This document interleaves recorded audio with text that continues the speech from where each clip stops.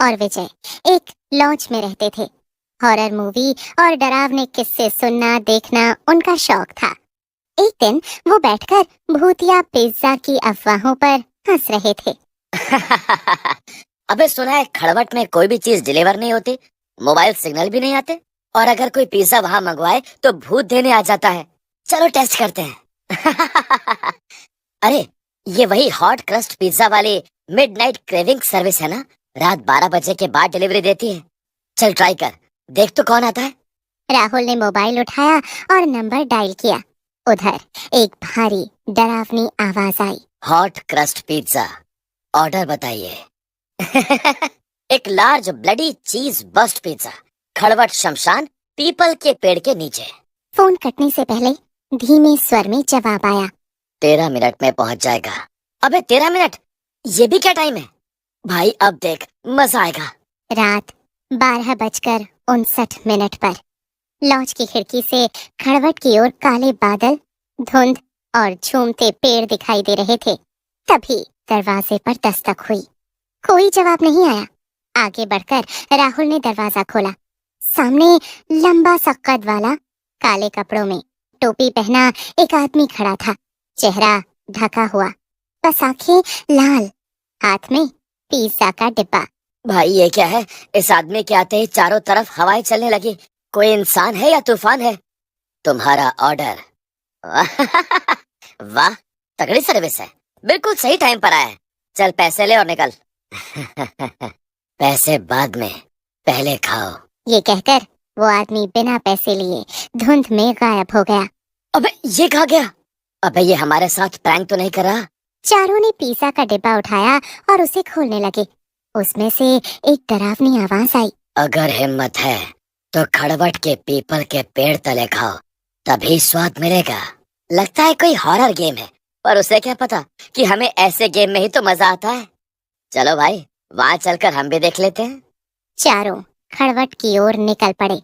रास्ता बिल्कुल सुनसान, बस हवा की सरसराहट।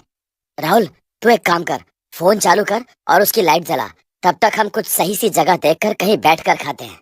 राहुल फोन की लाइट जलाता है और उसे चारों तरफ घुमाने लगता है।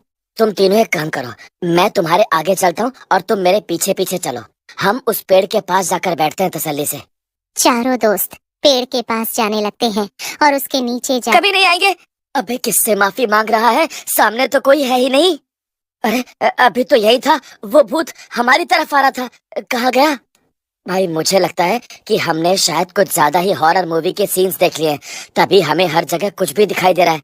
एक काम करते हैं, चुपचाप अपना चैलेंज पूरा करते हैं और यहाँ से फिर पिज्जा धीरे धीरे खून से भीगने लगा। चारों दोस्त डर से थर थर कांपने लगते हैं कि अचानक फिर से वही भूत वहां प्रकट होता है। खाओ, ये पिज्जा खाओ और फिर हमेशा के लिए खड़वट के मेहमान बन जाओ। हमें छोड़ दो, माफ कर दो। अब हम कोई प्रैंक नहीं करेंगे और न ही हिस्सा बनेंगे। नहीं, ये तो यहाँ का नियम है। मेरा पिज्जा जो ऑर्डर करता है वो पूरा खाए बिना लौट नहीं सकता, और तुम लोगों ने ही ये पिज्जा यहाँ पर ऑर्डर किया है। अब अपना किया भुगतो। हम मानते हैं हमसे गलती हुई है, पर प्लीज हमें जाने दो, हमें माफ कर दो। तभी अचानक एक जोर का भूकंप आता है। चारों दोस्त वहीं बेहोश हो जाते हैं। फिर अगली सुबह सूरज उगा और सौरभ की आंखें खुलती हैं। कहाँ आ गए हम? हम तो शायद खड़वत इलाके में थे। राहुल, अमन, विजय, उठो उठो यार, देखो क्या हुआ हमारे साथ। उठो, कितना सो गए। उठो और देखो कि हम कहाँ हैं। हम खेत में हैं? कैसे? पर भाई कल तो हम खड़वत इलाके में थे ना।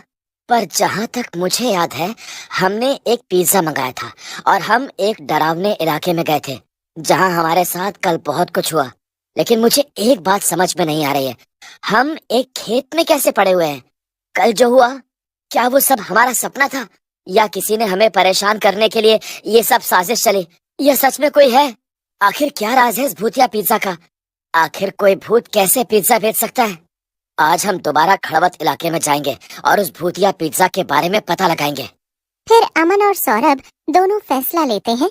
फिर रात 12:05 पर अमन और सौरभ दोनों फिर से एक नंबर डायल करते हैं और इस पिज्जा डिलीवरी शॉप पर कॉल करते हैं। Hello, pizza delivery service. Hello sir, pizza delivery service से वेलकम है। आपको क्या चाहिए? आपने जो कल चीज बस्ट पिज्जा भेजा था, वही हमें फिर से चाहिए।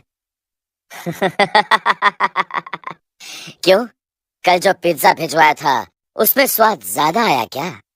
हाँ, हमें पिज्जा पसंद आया, इसीलिए अब हमें वही पिज्जा दोबारा चाहिए। क्या तुम दे पाओगे? बिल्कुल सर, लोकेशन बताइए। खड़वत इलाका। ये कहकर फोन कट जाता है। सौरभ और अमन राहुल और विजय को सोता छोड़कर वहां से चले जाते हैं। दोनों उस इलाके में जाने से पहले एक तांत्रिक बाबा से मिलने जाते हैं। बाबा, हमें बचाइए, हम खतरे में हैं। हाँ बाबा, कोई ऐसा उपाय बताइए ताकि हम उस पिज्जा बेचने वाले भूत को सबक सिखा सके। बालक, वो भूतिया पिज्जा डिलीवरी सर्विस बहुत सालों से वहाँ रह रहा है और सबको परेशान करता है। न जाने कितने मासूम अपनी जान गंवा चुके हैं, पर मैं तुम्हें एक तरकीब बता सकता हूँ। फिर बाबा उन्हें कुछ समझाते हुए कहते हैं, जाओ बच्चों, आज कहानी खत्म कर दो इस भूतिया पिज्जा की। सब खड़वत के पास इकट्ठे होते हैं। तभी अचानक जोर की हवाएं चलने लगती हैं।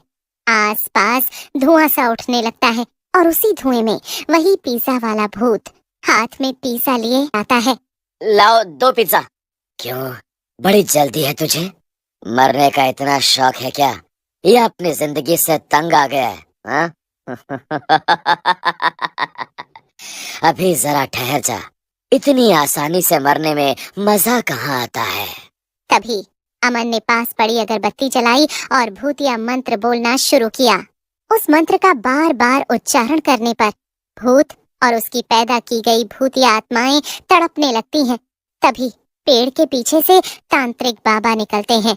वो दोनों हिम्मत करके उन पवित्र अगरबत्तियों की राख को एक घेरे में बदलते हैं और उसमें खड़े हो जाते हैं। अब वो सुरक्षित थे। सौरभ, जल्दी से जलती हुई अगरबत्ती इन आत्माओं के ऊपर फेंक। जैसे ही ये जलेगी, इसकी ताकत भी कम हो जाएगी। सौरभ वैसा ही करता है। चारों पिज्जा स्लाइस से बनी आत्माएं जलने लगती हैं और पिज्जा के नष्ट होते ही भूत भी तड़पने लगता है। जैसे ही सूरज की पहली किरण पड़ी, सारा डरावना नजारा गायब हो गया। वो बरगद का पेड़ जो भूत का ठिकाना था और वो भूतिया पिज्जा भूत समेत सब राख बन गए। तभी वहाँ बाकी दोनों दोस्त भी आ जाते हैं। अब कभी पिज्जा नहीं मंगवाना, खासकर रात को। फिर बाबा ने चारों को सुरक्षा तावीज दिया और कहा, अब खड़बट भूतिया पिज्जा से आजाद है, पर याद रखना, रात का मजाक कभी भारी पड़ सकता है।